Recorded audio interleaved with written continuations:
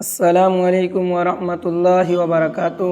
میرے دوستوں، مزید ایسے ہی سچے واقعات سننے کے لیے ہمارے چینل HR اسلامک ورڈز کو سبسکرائب کریں اور بیل آئیکن کو پریس کریں۔ بسم اللہ الرحمن الرحیم۔ موسیٰ علیہ السلام اور گائے کا واقعہ۔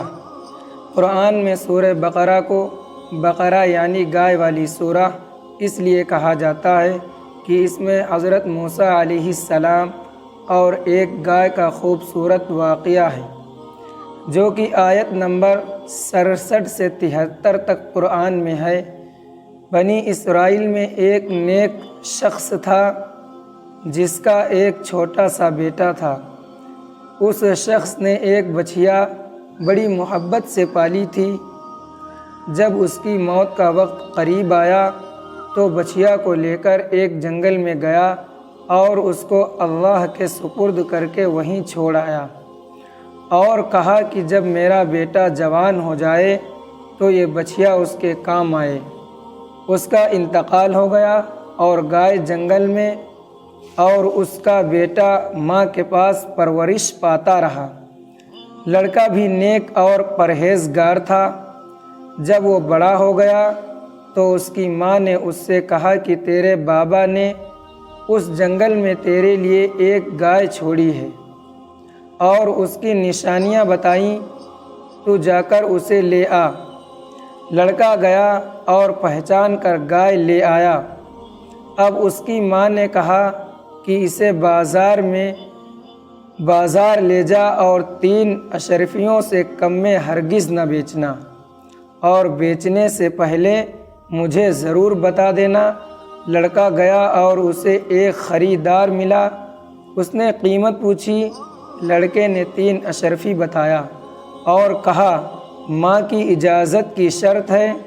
خریدار نے کہا کہ 6 اشرفی دوں گا، مگر ماں سے نہ پوچھ۔ لڑکے نے گائے کو نہیں بیچا اور واپس آ گیا۔ سارا ماجرا ماں سے کہا تو ماں نے کہا کہ 6 اشرفی میں بیچ دینا، مگر سودا ہونے سے پہلے مجھ سے ضرور پوچھ لینا۔ لڑکا پھر بازار گیا، پھر وہی خریدار ملا۔ اب اس نے 12 اشرفیاں دینے کو کہا، مگر ماں سے نہ پوچھ۔ لڑکا پھر واپس آ گیا۔ اس کی ماں عقل مند تھی، وہ سمجھ گئی کہ یہ خریدار کوئی عام انسان نہیں بلکہ فرشتہ ہے جو امتحان لینے کی غرض سے آیا ہے۔ اس نے لڑکے کو پھر بازار بھیجا اور کہا کہ جا کر ان سے پوچھ کہ ہم گائے بیچیں یا روکے رہیں۔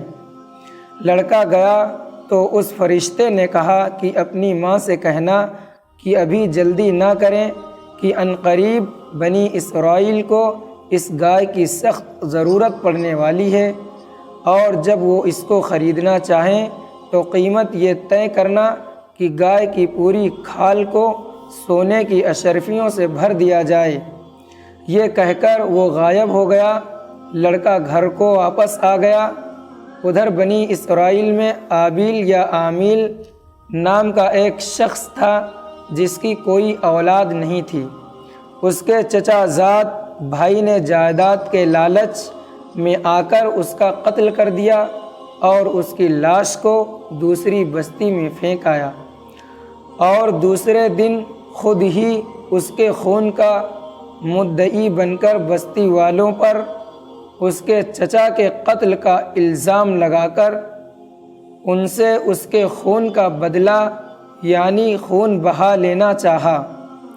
وہاں کے لوگوں سے جب حضرت موسیٰ علیہ السلام نے پوچھا تو ان لوگوں نے صاف انکار کر دیا اور آپ سے دعا کی درخواست کی کہ آپ ہی کچھ حل فرمائیں۔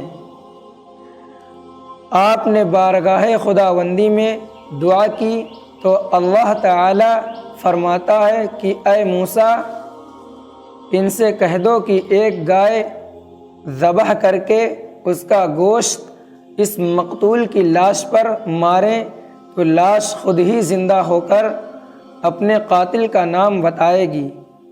آپ نے بنی اسرائیل کو رب کا یہ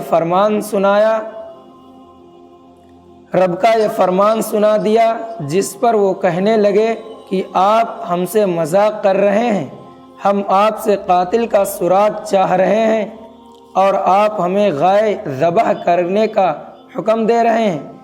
اس پر آپ فرماتے ہیں کہ میرے رب نے مجھے ایسا ہی حکم دیا ہے۔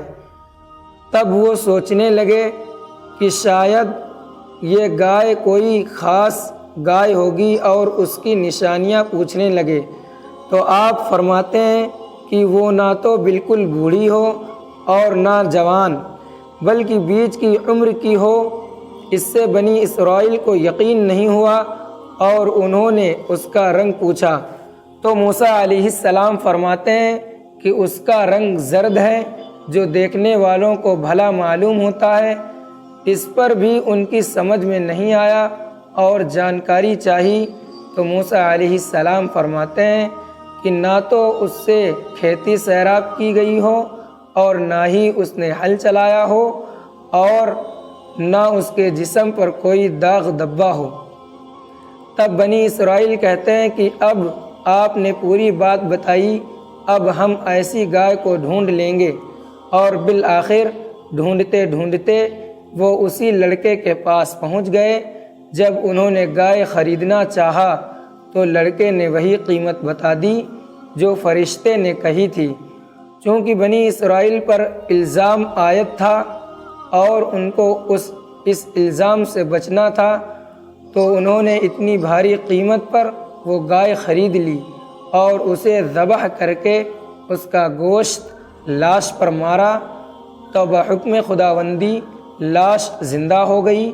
لاش نے فوراً اپنے قاتل یعنی چچا زاد بھائی کا نام بتا دیا۔ اب اس کے قتل کے جرم میں اس کا قتل کیا گیا اور ادھر اس لڑکے کو رب کی عطا سے بے شمار دولت مل گئی۔ اللہ تعالیٰ کہنے و سننے سے زیادہ عمل کی توفیق عطا فرمائے، آمین۔